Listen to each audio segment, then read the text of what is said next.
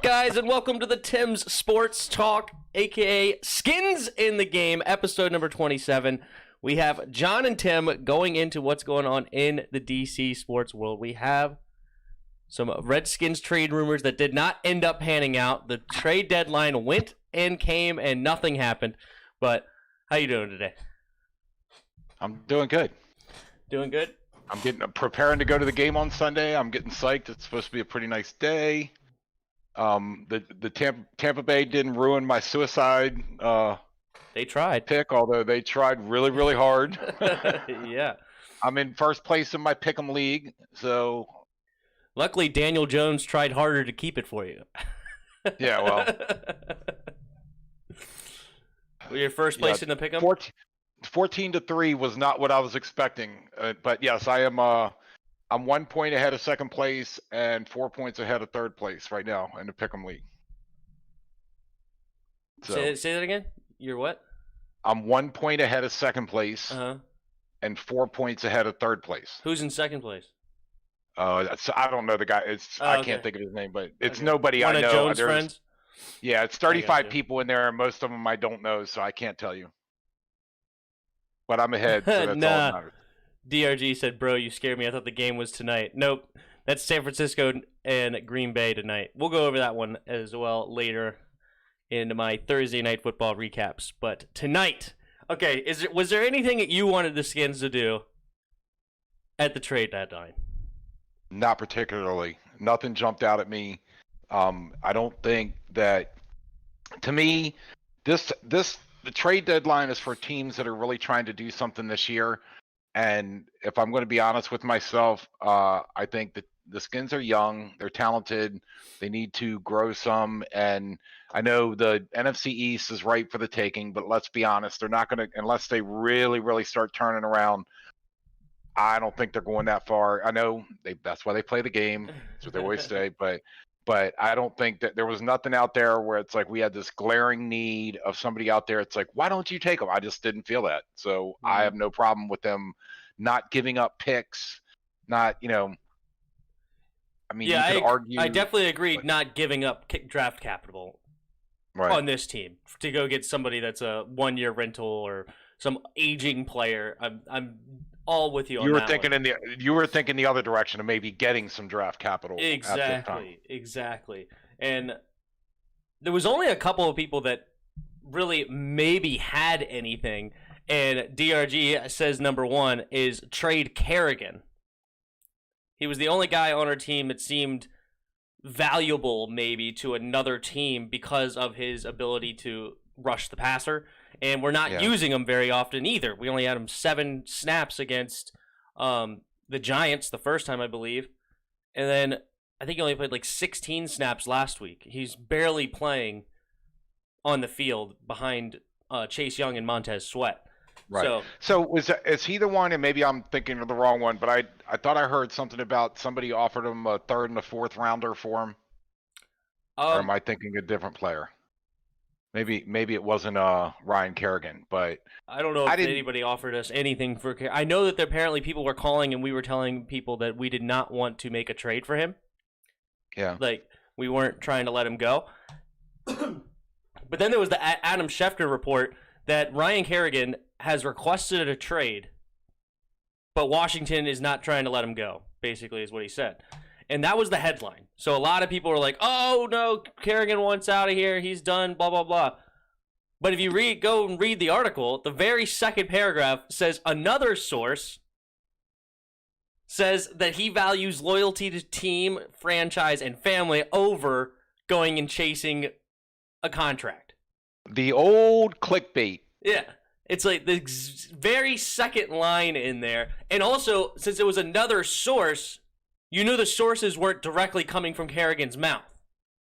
Right. You don't listen to a second source if the first one's Ryan Kerrigan. Right. Yeah. So I don't know who was saying it. Maybe it was just his manager, because if he was a good manager, I guess he would be trying to make a trade for his player. He's seeing his players only getting 16 snaps as a 32-year-old Pro Bowler. having a short year, like, he only has a short time left in the league. So why not try to make a move for his guy? But I guess he probably didn't even talk to Kerrigan. It was more of like, I mean, this would be malpractice for me not to say something. So, Well, and as his agent, he's trying to get another trade where he can make more money out of it. I mean, come on, that's yeah. so. Exactly. So the question is, one, are the Redskins going to extend his contract next year? Which I wouldn't expect that they are necessarily. I wouldn't be surprised, but that's not the expectation. And two, after Kerrigan is done here, is any other team going to want to pick him up next year? Is 33? Is that right? He Next, will be 33 next year. Yeah. Right now he's 32. yeah. So is it? Does anybody want to pick up a 33-year-old guy for reasonable amount of money? And I mean, that's possible. I think he doesn't look like he's gassed when he's in there, and I know they haven't been using him much, but maybe that's part of the reason why when he's in there he's doing so well is because he's so well rested. If he was playing a full game, maybe by the fourth quarter his age starts to catch up to him. So, but I understand too that the career, a guy who plays his entire career on a team means something. I don't know what that means to the WTF, but I don't picture Kerrigan going trade me now. It really doesn't matter to him. Yeah, I tend to believe the latter, that he did not request a trade, but because he is on his last year of his deal, if he doesn't re-sign with us, we may look back at this and be like, maybe there was some truth that he wanted out of here at the time. Unless it comes out that we didn't sign him. We didn't pay him. Well, that's what I was going to say. I think if the Redskins offer him anything, I think he takes it.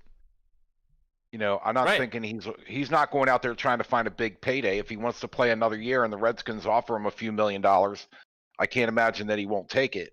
And if they offer him something that's not embarrassing, like the league, the veteran minimum or something, and he chooses not to accept it, then I would say, yeah, he thinks he can get a payday again. And yeah, can you justify paying Kerrigan though, like 10, 11, 12 million dollars a year right now? No. With the D line that we already have, and that's probably the minimum. Or he's not going to get a lot. He ain't going to get 3 million or 4 million. Like, he could easily get 9, 10 million. A defensive end nowadays could probably go for 20 million, like a top tier one. He's probably at least half. Yeah, but at 32, 33, yeah, I mean, 1-2 year deal for maybe $25 million or something like that. 2 year, $25 million deal. And I could be wrong. I don't think he gets that kind of offer. I think if the Redskins let him go, somebody's going to throw him out an offer more in the $5 million range and say, you want to come play with us? Or unless a team has a really big need, I don't think he's that kind of game changer anymore. I think he's a filler. I think he does very well as a backup, but he's not a game changer, and I don't think he's a top tier lineman anymore. I just don't. So, and again, I'm not an expert, but I think that if the Redskins offer him, let's say $4 or $5 million to stay around another year, or offer him 10 million over 2 years, I think he takes it, because I don't think he's going to get 10 million a year. I just don't. You might be right. Maybe I'm overvaluing what Kerrigan is right now, but I know the market has gone way up for a competent defensive end, like especially a super talented one. Like your Aaron Donalds, he's more of a D tackle, but he could be a D end. Like, I think he got like 25 million a year or something like that. Like, broke the bank for Aaron Donald. And how old is he? What, 27? Probably 26. Yeah, 27? and he's I'm sorry, but he's a game changer. Kerrigan has never been a game changer. Kerrigan is a team lineman that if you got good pieces on the line, then he can do his part. But he's not going to be, and I'm not going to compare him to Chase Young's potential or some of the other big names out there, but I don't think that Kerrigan is a game changer like that. That's fair. I don't know. It's interesting. It's very interesting. That's for sure. And I've always liked, and just for the record, I've always liked him. I thought he was a great guy. He doesn't run his mouth. He's a team player, and if they keep him around, and for the record, if they offer him 6 or 7 million next year, I wouldn't be hating it. I just don't think he's going to get that. Fair enough. DRG says, plus we gave Ioannidis a big deal, and he's going to be back next year. So that's Right. another guy we just paid. We have so much capital down there on that O-line. Do we really use another one? We may have to pay Jonathan Allen soon. Yeah, it's going to get expensive on that D-line for sure. So Is Allen's in his 3rd year right now? No, I think it's his 4th. I think next year is his 5th year option. I think he was drafted I thought he- 2016. Wait a minute. Let's think, because it was last year. No, It was this- Deron Payne. Or wait, No, last year it was Dwayne Haskins. Yep. Then the year before was Deron Payne, and the year before that was Jonathan Allen. So you're right. It's the 4th. Yeah. It's his 4th year this year. So you're right. That's what I'm saying. one- These guys are going that's to one in a want row. big contract. Yeah, DRG agrees. They're going to want big contracts. There's no doubt. All right. Who else could we have traded? All right. We could have traded until the injury Landon Collins, potentially. Which you don't like. You don't like him. I know you don't like. You don't think that much of him. So Well, after he which- got burnt toast by Daniel Jones, yeah, I was a little frustrated with my boy Landon Collins. I think Well- he's a fine football player, but man, he's been the butt of some jokes so far what's this he year. get? What's he getting? Like 15? Yeah, year 16 or million something a like- year. I think he Yeah. got a 5-year, $84 million or something like that. Yeah, he's not all that, but he's. I mean, he's a competent player. But yeah, he's not a 15 million a year player. I just Yeah. don't think he. So, because you have the Kyler Murray juke, you have the DeAndre Hopkins and wide open in the back of the end zone. You have the Lamar Jackson stiff arm. You have Daniel Jones burning him. I mean, which was running. Which I told you he was running faster than Lamar Jackson, and we had a very good discussion about whether or not Lamar Jackson ever gets to top speed very often. But he was running Lamar Jackson speed when he burned Landon Collins. So Yeah, well, but also it's still, there is a he difference. should have never gotten out of the backfield. No. Let's just No, Landon just looked at him. right. Like he saw Chase Young or whoever it was, Montez Sweat, tackle the defensive player, and it's like, you gonna watch your quarterback? That's kind of your job. Like, what are you doing here? You get paid $17 million a year to look at the freaking quarterback. How about we look at the Yeah. quarterback? But anyway, Like, he's here, gone with an here, ACL. run this way. Lamar, yeah, DRG. Lamar doesn't get top speed because he's always juking and spinning. That was my argument. Yeah. And also, That's there's a what it is, difference yeah. between top end speed and acceleration. Daniel Jones doesn't there's have speed, there's speed, and then there's quickness. Yeah. And maybe you have speed, but if you don't have quickness, you're going to get eaten up in this league. Yep. So the other, another player was Ryan Anderson. That was trade rumors flying around that a potential trade may be made for Ryan Anderson. The only team I heard that was maybe interested in was the Seattle Seahawks, but on the deadline they made the trade for Cincinnati's Carlos Dunlap, defensive end. So that took Ryan Anderson off the map. But I said, he's been on the trade block. No one's interested, including us. Right. We don't And play I know him. that's another player that you're not very high on, and I'm not arguing with you, but he has his moments, but not very often. No, I mean he's Yeah, on the so- he's on the Kerrigan train. Very very low snap count for Mr. Ryan Anderson, so he's barely out there. All right. And now the last and certainly not least, Dwayne Haskins. Maybe he's the one I'm thinking about that somebody offered him a third and a fourth. I read an article that somebody offered the Redskins a third and a fourth for somebody. Maybe it was Dwayne Haskins. I don't know. But Okay, here's So- some insight. Spoiled AFib Gaming. He's a Saints fan, and they needed pass rushers. And he said the Redskins wanted a second, but Saints didn't want to take it, so the Saints has a plan on that second. No team wanted him. Okay, so they wanted a second for Anderson or Kerrigan? Probably Kerrigan, but I just want to confirm that. I'm pretty sure the Saints may have been interested in Kerrigan. But well, and we'll come that's back to an that. indication of like we don't really want to get rid of him, but if we can get something pretty high or not ridiculously high, but higher than it should be, hey, throw the offer out there. Maybe somebody jumps on it. Yeah. For real. Yeah, we wanted a first, it sounds like, which would have been interesting because I don't think I could have turned it away. If somebody came up, even if it was a late first, even if it was a Seahawks first or somebody else, like who's the good Chiefs first or something like that, Saints first, I don't think I could turn away Right. a first round. Yeah, Kerrigan is what he was talking about. Okay, I just wanted to Right. confirm. Yeah, I figured that. But going back to Dwayne Haskins, if the rumors are true that his work ethic sucks, that he's, as a quarterback and somebody drafted that high, the old saying is you should be first in, last out. You should be putting in, at least visually putting in the effort, not the same as the one who they gave him a blank tablet and he came back and said, yeah, I watched the game film all weekend. And who was Jamarcus Russell. Jamarcus Russell. That's it. Where it's like, yeah, I studied it. Oh, why don't we turn it on and see what you studied?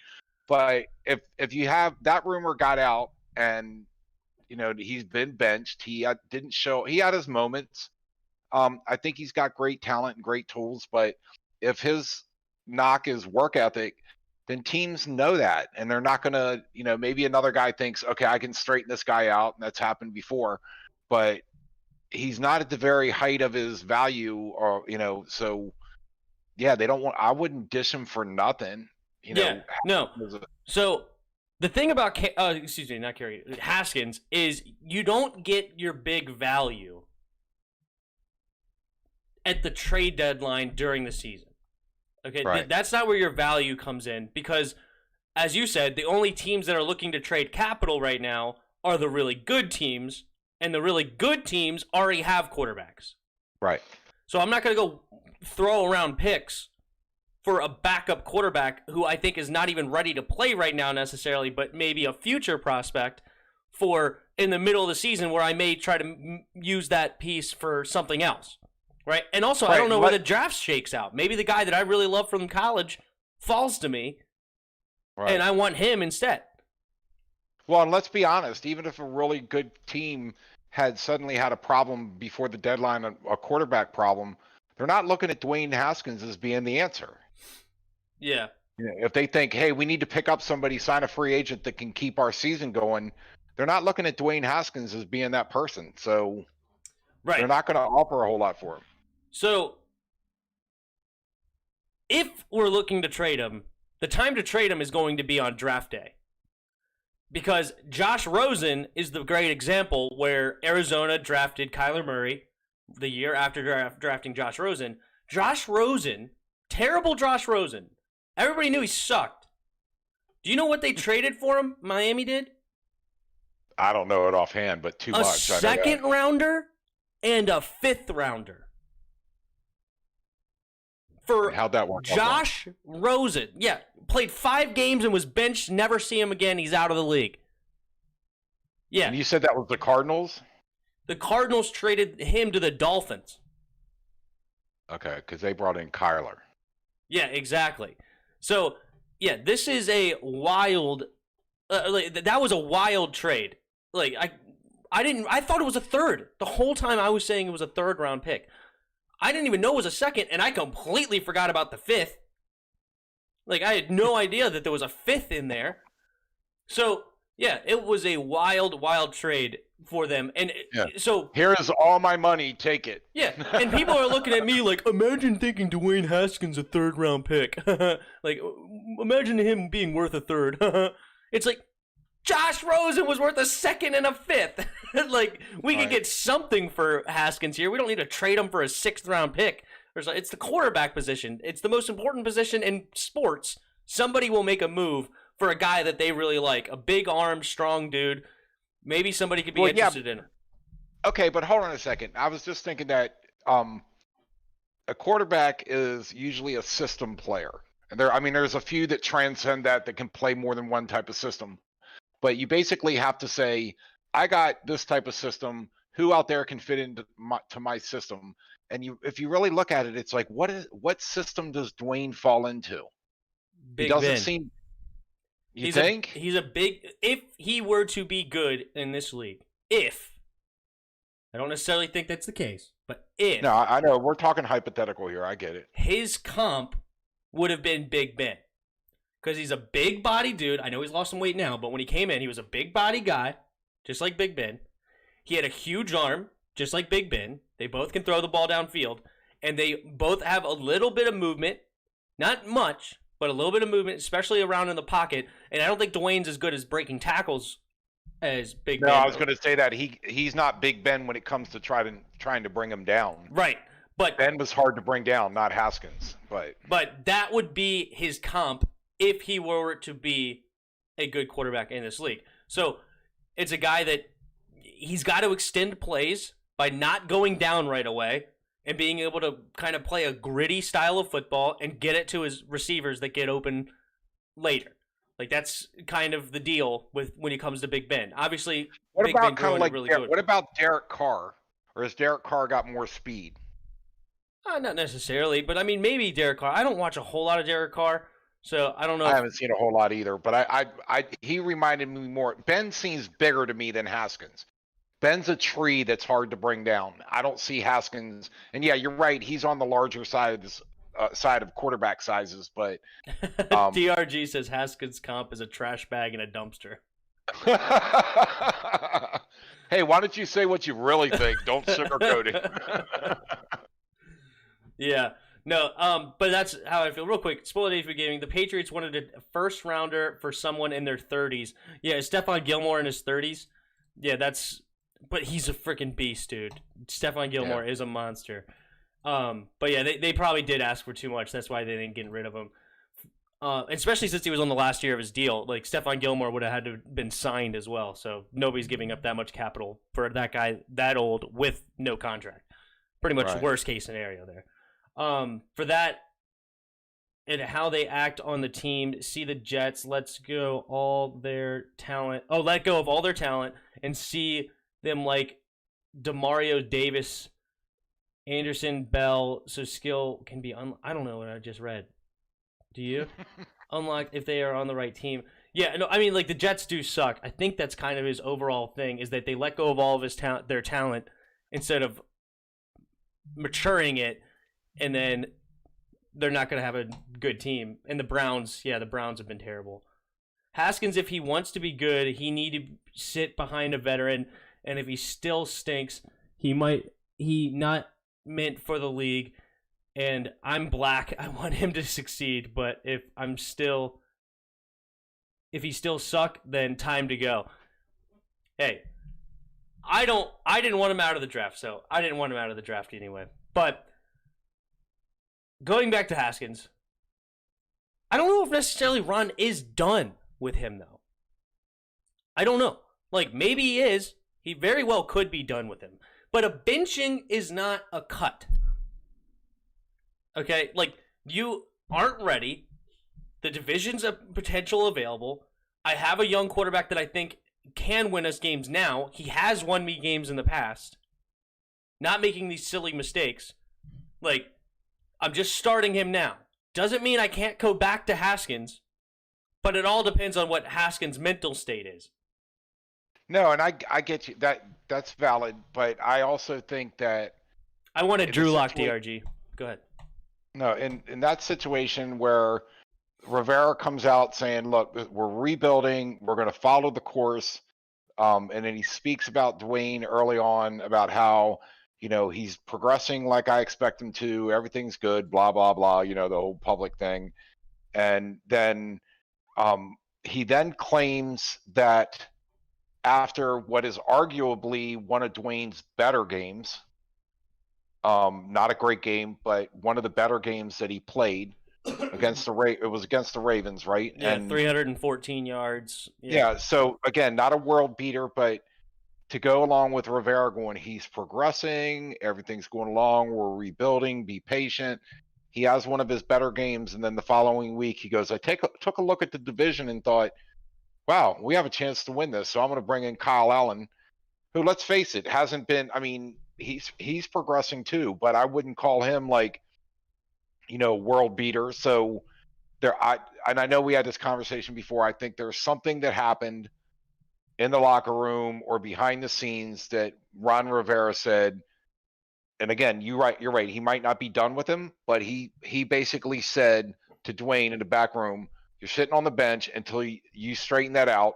If you straighten that out, then we'll talk again. But until you straighten that out, we're done. Right. That's what I think. So, and again, if the rumors are right, but that's my opinion. It's speculation, but 100%. that's what I think. 100%. But the overall takeaway, though, is the value for a Dwayne Haskins type quarterback, a young quarterback that is not necessarily ready to play, is right on draft day. Not before draft. It's like on draft day. It's after you see where the first round quarterbacks shake out and who still needs a quarterback or who still is looking for the future, like Big Ben and the Steelers, or like the Colts and Phillip Rivers, or Drew Brees and the Saints, or anybody like this that like have an aging quarterback, Tom Brady in Tampa Bay, like anybody like this that, okay, I didn't get the prospect that I wanted to groom for my successor, and now I'm going to go make a trade for Haskins because I think he could turn into something a year or two down the road when my guy retires. No, So, valid point. Yeah, draft day is the time to get that. You're right. that's why I hate your QB drafts. Y'all choose college performances over their talent. I looked at Haskins' film. He not a good thrower, what sucks. Like what he sucked at? I don't know exactly what they spoiled. Slow it down, you're typing. I love you, bro, but slow it down. All right. No, but you made a valid point that Haskins in college had 50 touchdowns, but it was wide open throws. Oh my god. Or like my favorite is the 96-yard touchdown drive against Michigan to win the game. Sounds fantastic. You find out it's 3 screen passes. Right. Like it's not really that impressive when you look at it. Like I could make all 3 of those throws. You know, when you have Paris Campbell, Terry McLaurin out there, and you throw it to them, and they both run 4 threes, and they end up running for 30 yards apiece. Like it's not as impressive as you may think. No, that's kind of what the joke I made with Adrian Peterson when what's his name? And I'm sorry, the Jets quarterback that came in for the Redskins. His name is escaping me. Butt fumble. That's all we need to know. No, but yeah, he basically hands the ball off to Adrian Peterson. He basically hands the ball off to Adrian Peterson. He goes for like 95 yards. And remember, I made the comment that was a hell of a handoff. I'm so glad. Yeah, that was against the Eagles. It was a 90-yard run, and freaking not Garcia or not Garcia. No. What's his name? Wow, Mark Sanchez. Sanchez, that's it. Sorry. Yeah, Jameis is our future. He's not coming to my team. Hey, good for you. I'm actually interested in Jameis. I know he has a little bit of attitude, but hopefully maybe he's grown up, and that LASIK eye surgery makes him not throw as many picks. But he's a very interesting prospect, especially for how much you guys have paid him. Oh, you're talking about Winston? Yeah, Jameis Winston. Yeah. Gotcha. Okay. No, Redskins are good at drafting running backs. We in defense, but your QB drafts are not the best. No, they're not. The QB drafts have been really struggle. The record's not really good right now. That's absolutely right. I think RG3 could have been something. He was just made of glass, and he had a big ego. But as far as talent-wise, he's something. We gave up too much for him, though, and I get it. Yep, he could have been something maybe if he would have listened to the coaches instead of his father. Mm-hmm. But I still think giving up that many picks for him was a little steep to pay just to, for sure, ultimately get 1 year that was exciting out of him. But yep. All right. So the last thing I got before we go into the Giants game is we heard for the first time this week Ron Rivera talk about why Eric Reed was only offered a practice squad position instead of on the team. And he basically said because he wanted to give him a chance to get his legs under him and get ready for a season. Like he hasn't played. So that was number one. Number two, he wanted to give Jeremy Reeves an opportunity, since he's been here the entire time, an opportunity to be on the 53-man roster. And he said the conversation with Eric Reed was very good. Both of them were very honest with each other. Both of them didn't have any problems with each other. And they basically left the conversation fine. But Eric Reed thought he was worth one thing. Ron Rivera was like, well, here's my situation. We'd like to have you, but this is where I sit. And the two couldn't come together, and it's all right. They moved on from each other, which is fine. And he also mentioned Chris's dude, Cameron Curl, and he didn't want Eric Reed to hang over his head by just giving him a 53-man roster spot when he sees a young man in Cameron Curl who was a 7th-round draft pick. He wasn't some world-beater draft pick who could should feel real confident about his position, and he didn't want to bring in a veteran that's like, okay, like, you're not really good enough yet. Like, let's bring in a better player. So that's where he sat with Well, and Eric Reid. I'm looking at his stats from 2019 because he had 11. I'm reading this off of Pro Football Reference that he had a career. He had 11 interceptions. In 2019, he had 0. PD under interceptions. I wanted to say passes defended, but maybe that I couldn't. I'm not sure what that is. It's 6. But under the defensive interception section, it says PD. And is that passes defended or passes deflected? Yep, pass defended. Yep, exactly. It's basically batted balls down. Yeah. Okay, so in 16 games started, he had 6 batted balls down. He had 1 forced fumble, 2 fumble recoveries. He had 4 sacks, which meant he probably blitzed 4 times. He had, 130 combo tackles, which means that people are making it to at least as far as I'm concerned, if you're a free safety making tackles, it's because guys are in the secondary. But I didn't see anything in here that went, wow, this guy, had 1 interception in 18, 2 in 17, and 13 and 14, he had 4 and 3.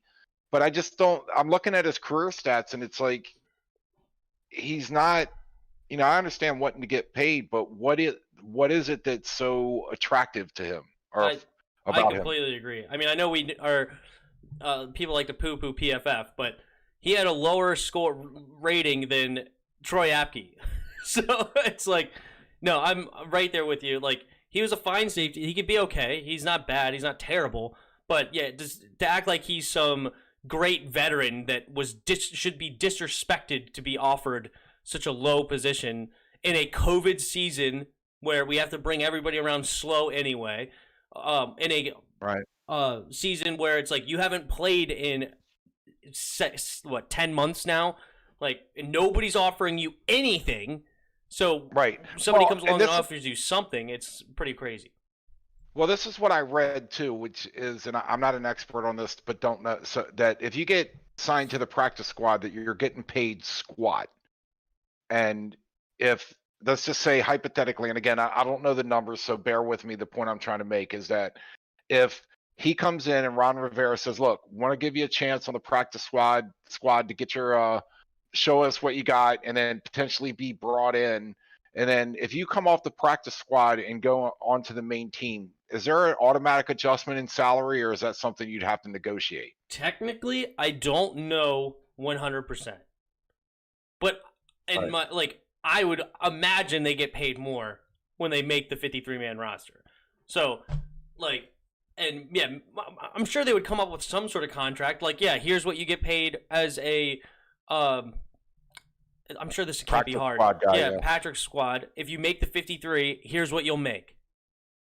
I'm sure this can't be all that complicated, where it's like you can't make anything. You have to make a league minimum if you come off the practice squad. I'm sure there could be some sort of contract negotiation here. Like, it doesn't need to be so rigid. You know what I mean? Like, it has to be this way. Yeah, and I guess I'm wondering if there's ever any case where, not the Redskins particularly, but a team comes in and says, look, we want to bring you in on the practice squad, but we think you got potential, and they actually offer them a good amount of money to be on the practice squad, or is there a set amount?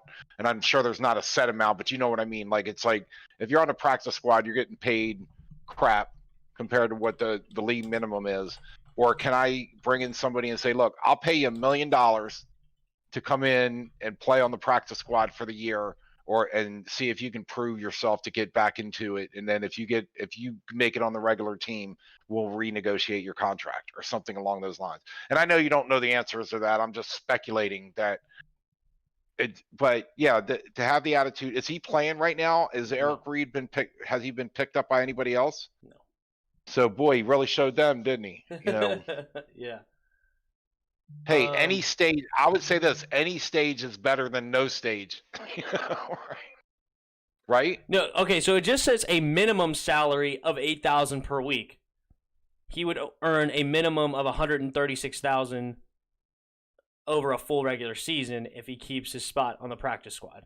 But that's a minimum. So it does not say that's the contract. What they're That's just gonna a get, right. minimum. So yeah, in theory, Yeah. and I'm sure it goes against the cap, so you have to be careful of not paying him too much. But yeah, I'm imagining in theory that you could pay him any amount of money if you want him on the practice squad. Does that go against the cap? I That's a good question. I I would didn't even hope think so. about that.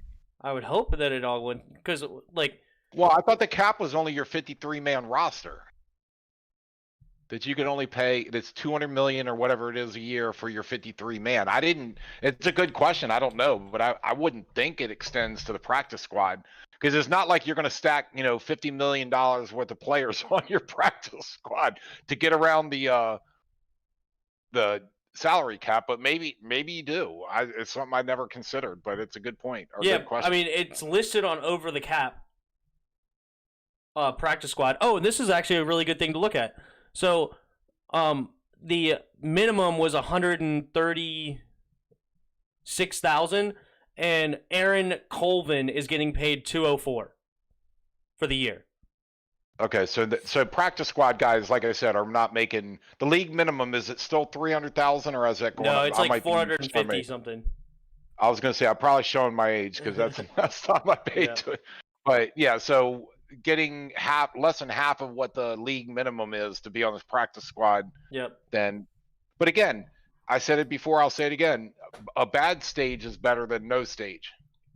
Yeah, for real. So you can be sitting at home not showing anybody anything, but if you're out on a practice squad and you're making $130,000 a year, that's better than sitting on your couch at home making nothing. But Fair maybe enough. he doesn't need the money. All right, well, I'm going to go through some comments before we go into the Giants game here. What do we got? So we got Spoiler AFib. I'd rather draft a pocket passer than a running QB. Shoot me, I love pocket passing QBs.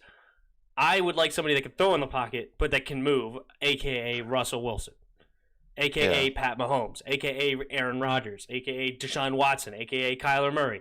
Like, these guys all can be in the pocket, but these guys can know how to Aaron move. Rodgers. You didn't say Aaron Rodgers, right? I think I did, but I don't. It doesn't. But yes, that's a very. If I didn't, Drew Brees. Yeah. Well, no, Drew Brees is a pocket passer. He's not a guy that's moving around. I don't know. I thought he's got a little speed. Maybe I'm wrong. Not like the others, that's for sure. He's got to move around just to be able to see down the field because he's like 5'9", I think, and he's playing behind linemen that are 6'6", so he's probably got to be able to move just to be able to see the passing lanes. Yeah. But anyway. No, they have short linemen, as AFib Gaming said. No, DRG was talking about RG3, played for a coach who never wanted him. He was Lamar Jackson, but a better passer. That's wrong on both accounts. Well, not necessarily. I guess the coach didn't really want him, especially because they didn't want to trade that much capital. But the coach Mike Shanahan and Kyle Shanahan made the offense perfect for him. He decided that he did not want to play for that offense because he got hurt. But that's not the coaching's fault. Well, and I'll go back to the time that Shanahan, and maybe he's full of crap, who knows, but he told the story of the time that RG3 calls a meeting with him and Kyle Shanahan, and they go in and he's got a whiteboard and he is telling the coaches, these are the plays I'll run, these are the plays I won't. And Mike said he looked at Kyle and they were like looking for the candid camera. Like, they were like, is this a joke? Like he's telling the coach, this is what I will run. And again, I liked RG3, didn't have a problem with him. I think his problem was his father, but that's because he was telling him that he was you in need the to locker be treated. room. Yeah. Well, I don't want to go too much on a tangent for RG3. No, so, right. But yeah, we don't feel how you feel about RG3. I mean, and let me tell you something. I would have loved for him to be. I bought his jersey. Here. I was repping his jersey. I loved it. I got it cheap, but it was nice. All right, let's see. All my QB prospects are doing good. When I choose mine, I look heavy in film. Okay, good for you, spoiled. DRG, Apke would be good if he could tackle. No, he takes horrible angles at runners. He can't catch. He drops interceptions. He is much more than just a tackle. A tackle would help if he could make tackles, but he's more than just a tackle problem. I'm willing with his speed. I'm willing to give him a year to figure those things out. Those are teachable things, I think. He's got speed, which you can't teach. And as you said, Deion Sanders said, it's for real, for real. Yeah, he can run. Yeah, that was it. Yeah. Now Daniel Jones needs to stop with the rookie mistakes because Jones has talent. Just making rookie mistakes. It's really bad right now. I watched that Tampa game. I don't know if you watched the Tampa game, but Yeah. it's like he does show like some flashes, like that throw to Dion Lewis or that throw to Golden Tate, I think it was, or maybe it was Sterling Shepard. Now I don't remember. But the throws for touchdowns, those are beautiful ones, especially Dion Lewis. That thing was a dime that went right into the receiver's hands. But he absolutely does make mistakes that you're just want to pull your hair out. It is very simple, and again, it's teachable. What he's got to learn is when a play is done and to throw the ball away. Simple as that. It's like too many times he'll try to force a throw. He did it against Tampa Bay. He was getting sacked. They were saying he should have taken the sack because he wasn't gonna. Nothing good was gonna happen from that throw, and he tries to throw it to a guy, and the defender. What's that? No, DRG. We're kind of getting on him again. We're kind of disagreeing with him a lot. He goes, "Geez, I'm making some bad takes tonight." Hey, we like all opinions. Yeah, you know? That's funny. But anyway, back to my point about Yeah. Daniel Jones. Is there's simply one thing he has to learn is to give up on a play and learn to live another down. That's I mean, the fumbles are a little bit different, granted, but when against Tampa Bay, when he is in the arms of the defender getting tackled and he's trying desperately to get it to the guy on the sideline, and the quarterback is standing there going, I see where he's looking, and he undercuts it and he intercepts it. It's like, you take that sack and punt the ball. Fine. I think it was third down, but it's like, don't make, and it's, like I said, it's a teachable thing. He's just got to learn it. And For if sure. he learns it, I think he's going to be a really, really, really good quarterback. For sure. All right, I'm just going to read through a few of these before we get through. We don't have to respond too much. Chris Sports So Talk. we're responding. Yeah, we need a Lamar Jackson, Kyler Murray type. Trey Lance, that's who we need. Trey Lance is more of a Russell Wilson rather than Kyler. But yes, a mobile quarterback would be good. LOL, come in, John. Drew Brees. Come on, John. Drew Brees can't run nowhere, not even to a corner store. Hey, I said maybe I was wrong. You know. AKA, when you get a little older, that running has to stop a little. That's what Spoiled said. That's funny. So very, very shortly, I don't want to get off on a tangent too far, but what do you think? I've heard a lot of really good things about Trevor Lawrence. Is that the guy that's going to be number one, they said, next year? Dude, he's going to be the next Peyton Manning? He's 6'6" and can run like a 4.65, 4.7, 40-yard dash. Like, and he's got great stats at Clemson. I mean, he's got a national championship under his belt. Like, but he's a pocket passer first, or he a runner? He could do it all. He could do it. Like he's a prototypical quarterback that has some movement. You know, he's a modern quarterback. He's not going to be Peyton Manning because there's not going to be many Peyton Mannings to come out from here on out. Right. It's got to be somebody that can move. So here's a quick hypothetical before we move on. So let's say the Redskins, and again, I'm not saying this is hypothetical, but let's say the Redskins have one of the worst records. They're 2, 3, 4 and picking, and they have the opportunity to step up with the Jets, who are probably going to be the worst team, maybe go 0-16 and go up to the Jets and say, we're going to give you the house to let us have the first pick so we can have Trevor Lawrence. Would you do it? No. Because I like some of the quarterbacks coming after him. I think Trevor Lawrence might be the better prospect. He does look very interesting, but I'm liking what I see from Justin Fields, the Ohio State quarterback. He's very interesting. Okay. I like Trey Lance. There's some quarterbacks that are out there that I don't necessarily need to trade the house because I can get a decent one maybe at pick number 5 or something, pick number 7. Well, and I know there's no guarantees but somebody that looks like Trevor Lawrence sounds like, you know, they're all talking about, you know, a generational player, and of course 50% of the time they're wrong. So yeah, no, he does look interesting. There's no doubt. I mean, 6'6", that's taller than I thought he was. So it's very interesting. But all right, let's go ahead. I'll go back to the comments later. Let's go ahead and jump in to this Giants game. All right. So most of the same characters. I'm just going to read off who's a little bit different. They get Sterling Shepard back, one of their better receivers, arguably top 1 or 2 receivers for him. And he's a guy that could go for 100 yards and a touchdown. Like, he's a smaller guy. He's only around 6 foot, but he's got a little bit of speed, and he's got good route running, got good hands. So definitely somebody. He's a McLaurin. He can be. He's not McLaurin by any stretch. McLaurin's much better, but he also is not as fast as McLaurin. But anyway, he's a fine receiver though, so it's definitely somebody we have to keep an eye on. And the other guy that I really saw that was different is their left guard has been replaced. And last time I went through and looked at their PFF grades as a line, somehow they've gotten worse. They were already probably the worst in the league. And now you have Andrew Thomas did make a little bit of a step up, their first-round draft pick. He went from 57 to 60. But Will Hernandez actually dropped, but now he's hurt, and he's replaced by a guy. He was a 57.7. Shane Lemieux is 34.3 PFF. That's abysmal. Not in the words of Steve Spurrier, not too good. Yeah, 5 and 11, not very good. Yeah, Nick Gates has improved a little bit as center. He went from 43 to 48.8. Zeitler went down a little bit, 63.8 to 61.6, and Cameron Fleming went down from 60.7 to 52.4. So they basically their line has not gotten any better than it was that last time we played them.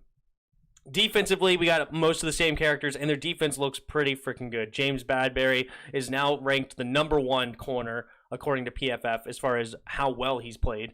And Blake Martinez has been a really good linebacker, and their run defense looks good. So they played really well against Tampa Bay, and so definitely going to have to be sound on offense to beat this Giants team.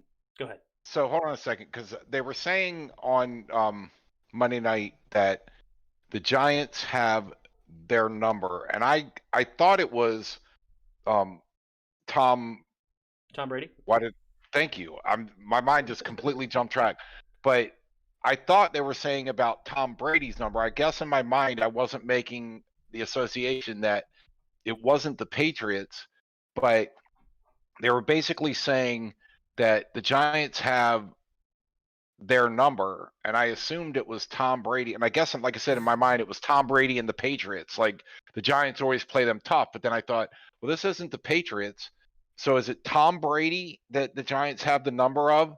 Because they made him confused.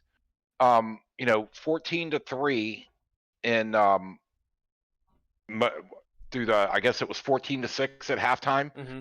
But it just, why is it? I know they're over, so they can't. I'm not saying I think they're a good team, but they've played a lot of teams very close. They've had a lot of competitive games. They're not over. What's that? They beat us. Oh, I'm sorry. Yeah. You notice how I repressed that? Like I didn't remember. So yes, in my mind that game didn't happen. So, but you're right. But you have a team that's 1-6 now. 1-7. Yep. Okay, I'm sorry, 1-7. But you're way off tonight. You're struggling. I know, but I'm just saying they played. You look at the teams they've played, and they played closely. And the Redskins are actually favored in this game. And I got to be honest with you, the Giants scare me because they're one of the better 1-7 teams out there. Where it's like, this isn't a dumpster fire team. This is a team that's competitive and has everybody playing 100%. And they had some bad luck and made some poor plays, but they've only got blown out one game against San Francisco. Outside of that, they lost by 10 to the Steelers. They lost to 8. They lost by 8 to They lost 8 to the Rams, 17-9. They lost by 1 to the Eagles. They lost by 3 to the Cowboys with Dak Prescott. They lost by 4 to the Bears, I think. So yeah, this team is not like some, as you said, dumpster fire team. No, I think this team is a pretty good team, and as Daniel Jones, it kind of runs through him. Like, he has good moments and they look pretty good, and then he has Daniel Jones moments where he's not very good. So, and not very good. Chris's point, we are getting a bunch of receivers back. Gandy Golden, Steven Sims, and Isaiah Wright. So Ron Rivera actually talked about that in one of his press conferences. It's like, it's crazy. Like, we actually have bodies out there that can run routes. Like, it was a pretty wild day apparently at practice where it's like, oh my, we have so many options now, that have actually been here since day one of training camp. So that, I agree. He says that Terry will have his way with Bradley, and there will be another 100-yard game from Gibson. I'm with you. I hope Terry does do really well, but I do like that some of these receivers will do well. And 100 yards from Gibson, I surely hope so. We'll get into my top 5 things we need to do, but I surely hope that that's the case. All right, you ready to go into the top 5 things? I am. All right, so go. I put in what I did last time. Okay, and I highlighted them red, so we're gonna change 2 out of my 5 that we did last time. Because last time I said we had to bracket Ingram, we had to run the ball, we had to not let Jones get out of the pocket. We can see how right I was in that. Landon Collins. Yeah, you can see how right I was there. Don't turn the ball over. You can see how right I was, because that's how they scored both their touchdowns, was off turnovers. And the O-line needs to play better, because last week against the Rams, we allowed 8 sacks, which I think they did play a little bit better. We had 3 sacks for 29 yards, but I think at least 2 of them were completely to blame on Kyle Allen. Am I not getting rid of the football? Like, it's, come on. Right. So, all right, so I'm changing the Ingram. Ingram has been not good this year. He's had a lot of drop passes. He's been struggling for some reason. I think he's a super talented guy, but he is not the deal. Except against us. Yeah. Oh, wait, hey, I just had to tell you this. This is 1 in a row. Spoiled Aid Fib Gaming says John's right. Giants only lost by 10 mainly. There you go. Give him a big ego. No, I'm just kidding. I sense the sarcasm there a little bit, but I appreciate the the try anyway. So the 3 things I'm keeping is, yes, I agree with Chris. We need to run the football. We need to get some run game, okay? Kyle Allen is pretty darn good at the play action. Need to run the football. Yep. I'm keeping, don't let Jones out of the pocket. Come on, man. All right? Don't let him out of the pocket. And I'm keeping, don't turn the ball over. Okay? This team is not good. We just talked about how they're decent, but they're not good. So don't give them chances by turning the ball over a bunch. So I'm keeping those 3. The 2 I'm changing is the Evan Ingram. And I'm changing that to, I want at least 3 3-and-outs on Sunday. At least 3 3-and-outs. Last time we only allowed them to have 6 drives, but all of them were more than 3 plays, and most of them were long, sustained play drives. Yeah. I want at least 3 3-and-outs on Sunday, okay? Let's not let them get a bunch of offensive plays, all right? Yep. And the other one I'm switching is the O-line needs to play better, because I actually do think they have played better, is this D-line needs to play better. Okay, we only had 1 sack for 4 yards against Daniel Jones last time. Yep. That's it. Against this O-line that we keep talking about, if they only have 1 or even 2 sacks, I want to see 4 sacks on Sunday. Okay, well, let me just say the game against Tampa Bay, the average release of Daniel Jones was around 2 seconds or less. They had a brilliant game plan because they knew Tampa Bay was going to be aggressive. And I think they said, maybe it wasn't at the end of the game, but at some point, I want to say that his average release was like around 2 seconds, which as a rusher, it's rare, if at all possible, that you can get to the quarterback in 2 seconds. All right, well, find a way. Okay, I agree that 2 seconds is quick, but we need 4 sacks. There's going to be at least 4 plays where he holds it longer than 2 seconds. Yep. And we need to get 4 sacks on those plays. Well, I'll add one thing in particular that when I first saw your list, the one thing that came to my mind was turnovers that we need to get turnovers. I think we need to have at least 2. Preferably, a fumble, an interception, a game-changing play where we give our offense a short field and build our confidence. So we get a couple turnovers. That's a great point. Great point. Yeah, for sure. In addition to us not giving it to them, us taking it from them a couple times would be really, really good. Yep. All right. And before I let you go, do you have a prediction for us for this game? I think this is going to be. I'm always optimistic, so I'm always going to pick the Redskins to win. But I think it's going to be tight, like maybe 21-17, 21-17? 20-17, somewhere in that neighborhood. I think the Redskins win, but it's going to be close by like 3. Gotcha. I think we do hang on to the ball. I don't think we get a bunch of turnovers this game. And I think we actually do win this game somewhat decisively at 24-13. We only allowed 13 points last time against this team. I think we could do something similar, but we put some points on the board. And even maybe if we can get some of those turnovers to turn them into points. You're right. 24-13. That's what I have us at. All right. I like the way you think. A rare time where Tim is more optimistic than John. That's really, hey, we're giving you some stuff tonight. I'm trying to use some reverse psychology. Yeah, for sure. All right. I'm going to go ahead and read through these comments. Do you want to hang out or do you want to roll? Read through a couple and then I'm going to roll. So right. I want to hear what. Let's see here. Where was I? All right. Lamar Jackson is more of an elusive player and fast and quick. RG3 is more of a downhill runner straight ahead. He definitely was the fastest QB in history. If RG3 and Lamar were to race, RG3 would win. Yeah. Oh, yeah. RG3 is a sprinter. He was a track person, too. So he is a straight line. He's absolutely right. Downhill and fast. And I had no doubt that, at least in his prime, if we can say RG3's past his prime, that he would be faster than Lamar Jackson, no doubt. Okay, fair. And he did say in his prime. That's fine. RG3 was a better thrower. That's a fact. Well, let me just tell you what Cooley said about 70 plays. That in that 2012 season, there were 70 plays where they did the slant and RG3 picked his first option, and it was wide open most of the time. He made 70 completions to, was it Pierre Garçon? Yeah, so it was like a slant across the middle, the first read, boom. I will say one of my favorite passes of RG3 was against the Giants when he looped that ball, I think, to Santana Moss and just put an arc underneath it and threw it right over top of the defender, and it landed in. That was such a beautiful pass.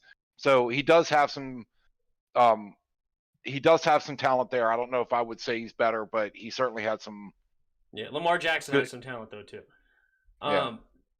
It's still AFib Gaming. Hey, Drew Brees has some running moments. Give him some slack, guys. That's what I was on his side. I know he is agreeing with you tonight. I don't know what's wrong with you, Jeez. Spoiled, but he's agreeing with you. No, I need his numbers so we can hook up. Yeah, DRG said RG3 was a state champion runner in high school and was on the track team in college. Yeah, so he does have some wheels. No, Apke is Chris Sports Talk. No, Apke is awful. He can't cover or tackle. He's clueless out there. I'm sorry, John. Cameron Curl is the new starter back there. I don't know if you disagreed with that. Did you? I don't know. Did you say the tackle thing? I'm not.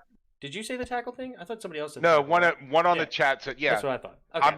I'm not arguing with it. I'm just saying that he's a rookie. I'm willing to give him some time. You're right. He looks terrible. He's clueless, but he does have some flat out speed. If he can learn some of these other things, he might be formidable. Right now, if I had to bet on him right now, I'd say no. So I'm not defending him. I'm just saying I'm giving him a little chance to see if he can figure it out. Gotcha. Daniel Jones' problem is simple. Just even when you're playing outstanding, continue to play within yourself. Don't overdo it. Just content to do what you've been doing. Yeah. Just because you're making spectacular plays doesn't mean you have to do it all the time. Take what's there, simple, and you'll be all right. Well, there you go. Right. And when there's nothing there, throw the ball away. Yes. Yep. He forced it, and he's a young guy. It's not unusual. It's like on a 1-7 football team too, and wants to win. Yeah. Yeah. So it's like, let me do a bunch of stuff. Yeah, I feel you. Right. Daniel Jones. I can't take a loss. Yeah, Chris. Daniel Jones will be just fine. I hate Max Kellerman and Shannon Sharp's take on him. I mean, Max Kellerman's take are wrong 100% of the time. So I don't care what he says. But For Shannon the record, Sharp, yeah. Go ahead. Shannon Sharp irritates the crap out of me. Sorry, he just does. And I know he's purposely contrarian. That's what like a lot of like what Stephen A. Smith does and Colin Cowherd. They're contrarian. They like to start arguments. He's very good at it, but listening to him, it's like, dude, you get on my nerves. No, Stephen A. Smith is miles above him. Oh yeah, in the absolutely, 100%. department. But still contrarian. They try to start a discussion by taking a controversial position, and then, like I said, Colin Cowherd's the same way. He picks a controversial position and wants everybody to come at him. That's what they do. And so, but sure. anyway. Spoiler Gaming said Trevor Lawrence don't want to play in the league because the Jets getting the first round pick, so he's going to play his senior year. There has been talks that he may stay one more year in Clemson, which is absolutely stupid. Come out if you're the number one pick. That's tens of millions of dollars. The number one pick, the first round drops dramatically in money. Like the difference between money of a first rounder and a first overall pick to the 32nd pick is millions. Yeah, but it's not that many. There's still the rookie, for the first 5 years, he can't make that much money. No, he makes, look what, let's see, who's the number one pick? The number one pick was Joe Burrow. What's he making, $5 million a year? Yeah, let's look here. And that's his first year. But Cincinnati, let's go over to Joe Burrow. Joe Burrow, this year his cap number is $6.5 million. Oh, that's gone up. Next year is $8.2 million. 2022 is $9.8 million. 2023 is $11.5 million. And he's only on contract for 4 years. So they've changed that, though, because it used to be that there was a rookie contract for the first 5 years when you drafted somebody, and then that after the 5 years, that's when you could really start making the money. So they've apparently changed that. Yeah. So basically, you negotiate. That's why they talk about, remember this past year they were talking about none of the Redskins prospects have signed, and it's been a month or whatever. Remember, it took a long time before we actually got players signed. There's a negotiation process because the team has some leverage because they can't go anywhere else because of the draft. They have leverage because it's if you want to play in the NFL, you're playing here, right? But that gives the player some leverage to be hey, I'm your number one pick.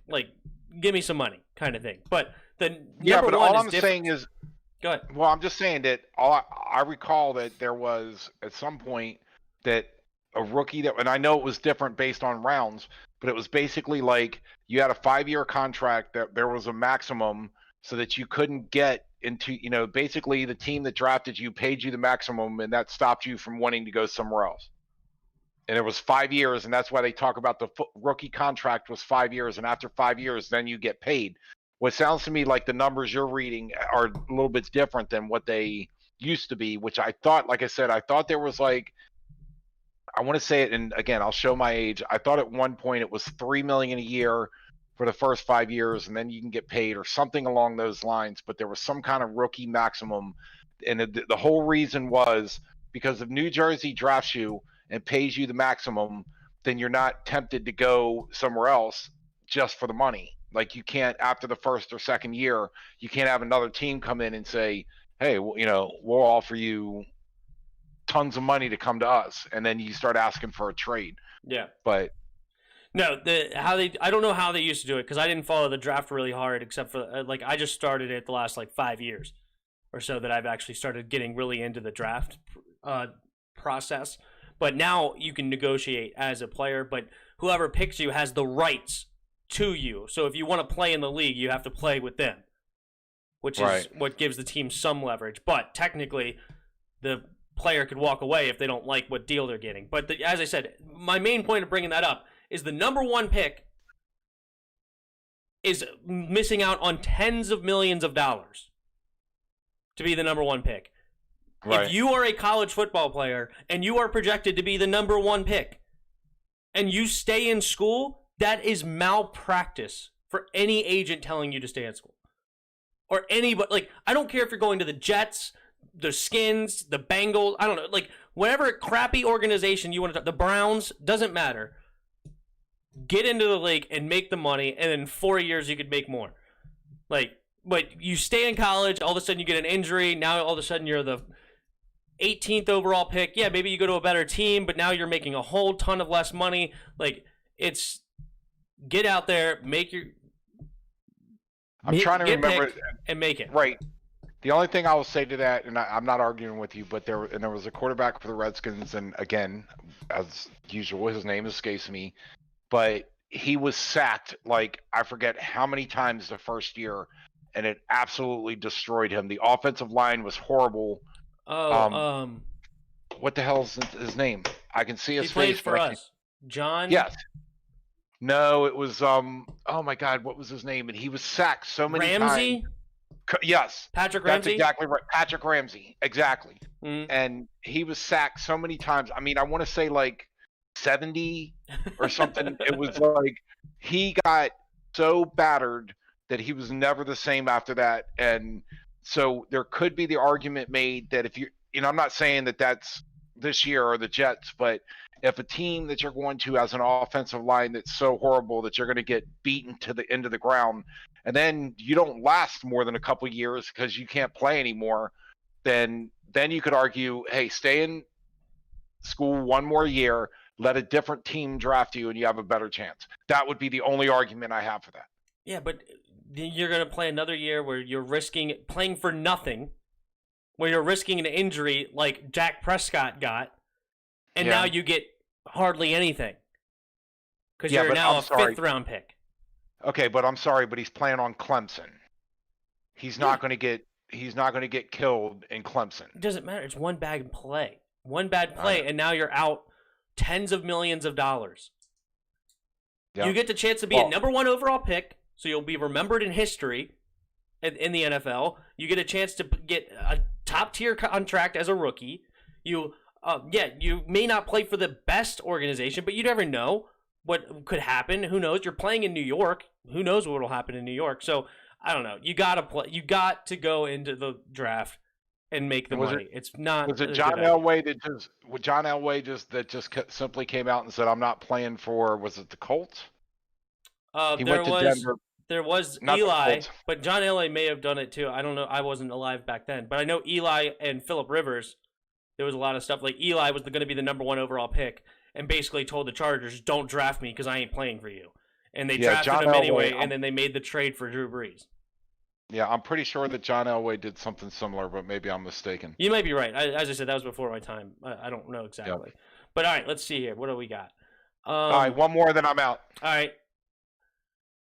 No, because the house. Oh, this is to your. Would you trade the house for Trevor Lawrence? No, because the house would mostly come from our defensive side, and we don't need to touch no one on defense at all. And on offense, I'm not giving up Terry at all. No, absolutely, you're right. Yeah, and I guess I was talking more about picks than players. Mm-hmm. You know, like I'll give you the first round this year and the first round next year, and like give them 6 or 7 picks to get there. That's an exaggeration, but I wasn't necessarily talking about giving up talent as much as draft position. And you know, the Redskins have gotten bitten by that over the years of giving up all their assets to try to win now, and it didn't work out for them, and they suffered for a long time with reduced amount of draft picks. But anyway, yeah, I'm gonna head out of here. It's been very enlightening. Thanks to all the people with great questions, and thanks to the guy that agreed with me. Spoiled. He ran off to go drink himself to sleep after that debacle. Yeah, after he thought about it, he's like, "What have I done?" Yeah, I get it. How silly am I? No. Anyway, all right. I'll talk to you later, Dad. Love you. All right, love you too. Bye. See you guys. All right, what do we got? I'm gonna go ahead and stay on for just a little bit longer. Not too much longer. I gotta get going.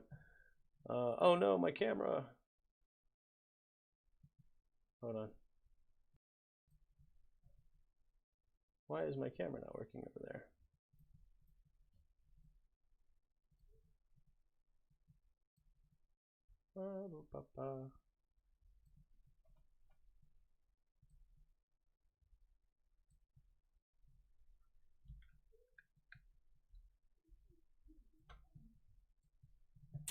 All right, guys. I don't know why my camera was acting up last time, but okay, here we go. But that was fun. And we'll continue. Justin Fields is good, but he doesn't have the clutch gene. Justin Fields, I know he lost to Clemson, which is tough, but you're playing against Clemson. That's a heck of a defense in college. But I don't know if there's necessarily enough to say he doesn't have the clutch gene. But what I will say is the dude is really smart with the football. He can move. He has the ability to run. He's got a good arm. He's a very interesting guy. Wow, the Giants only got 2 days off. No more, only got 2 days off. I'm surprised they got that many off. No more Ohio State quarterbacks. They all have been bad recently. No, not recently. They've all been bad forever. They've been terrible. There's no good Ohio State quarterbacks ever in the history of football. Look up their quarterbacks. You've never heard of any of them. Except for the recent ones like JT Barrett, Dwayne Haskins. The only ones that are somewhat recent. Outside of that, they've all sucked. Let's see here. We get Gandy back, Steven Sims back. Isaiah Wright will be all right moving forward. I'm not scared. Oh, yeah, we went over that one for sure. Yeah, most of the NFL teams can't draft a QB. The Bears, most definitely the Bears. Oh, what a horrible trade for Mitch Trubisky. Terrible. John's right. Giants only look at 10. Yep. What's up, Mitchell? How you doing today? Mitchell's looking forward to the game. That's awesome. I is too. Hopefully we get this W. I hate Colin Cowherd for what he said about Sean Taylor. I don't know what he said about Sean Taylor. Maybe I'll have to look that up. I don't know what he said. I won't say hate, but I just dislike. Okay, well, you did say hate. No, just kidding. Colt Brennan. No, we were talking about Patrick Ramsey. You guys remember him. I actually liked Colt Brennan. I thought he could be our future. Yeah, I remember the name. I barely remember. That was back in the mid-2000s. But hey Tim, I would like to know what your setup is so I can start my channel too.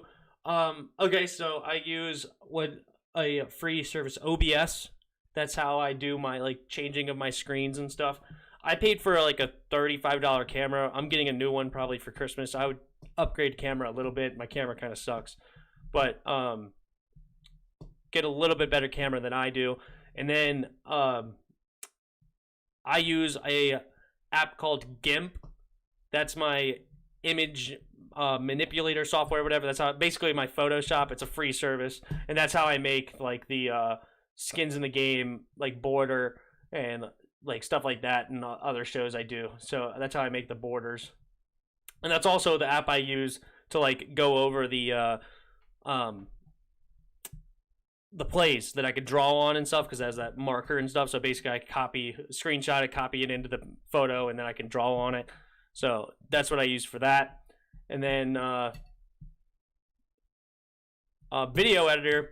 I haven't edited videos in a while, to be honest. I've been mostly just streaming, trying to get somebody to help me with the editing process. I have this app called OpenShoot or OpenShot editor, which I think is okay. It's not going to be something spectacular if you want to make high level edits and stuff, but for what I do and for what we do, sports talk, we just kind of edit out pieces of the conversation that we want to highlight.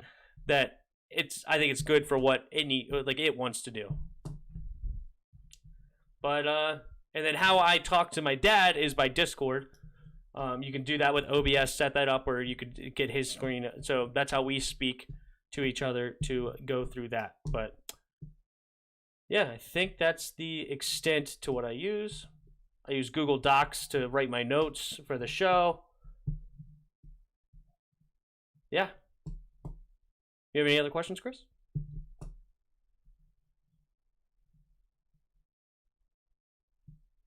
Yeah, it would be fun. Yeah, if we can come up and start. Yeah, and let me tell you this. Just start. Okay? Just get some stuff, even if it's a bad camera, even if it's a bad mic, that's another thing. I use this mic, Samson mic. I got the headphones and the mic for $130 or something like that, and I like this mic a lot more than my Yeti Nano.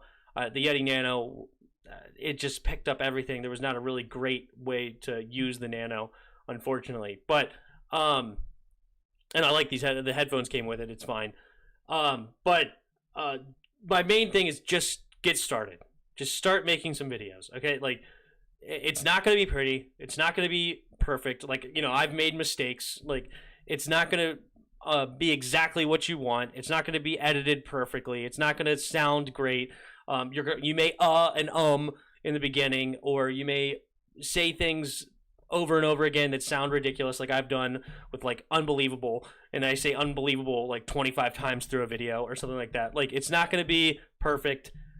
It's not going to be pretty, but that's not the point. The point is just start, okay? Like, and I've learned that the hard way. It took me a long time to finally start my channel, that it's like, you know, I was kind of like embarrassed or whatever, blah, blah, blah. It's like, whatever, just get started, just do things. And the goal of YouTube is just continuously put stuff out, you know, and let it grow. So that's the idea.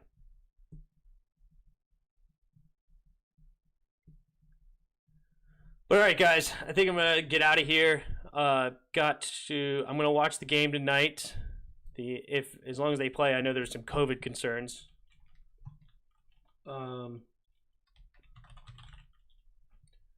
But I also have to help my wife take her, or actually, she's kind of helping me, I guess. I don't know.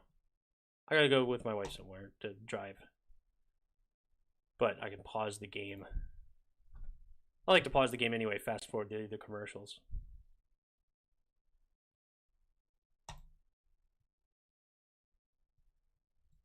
Anything else?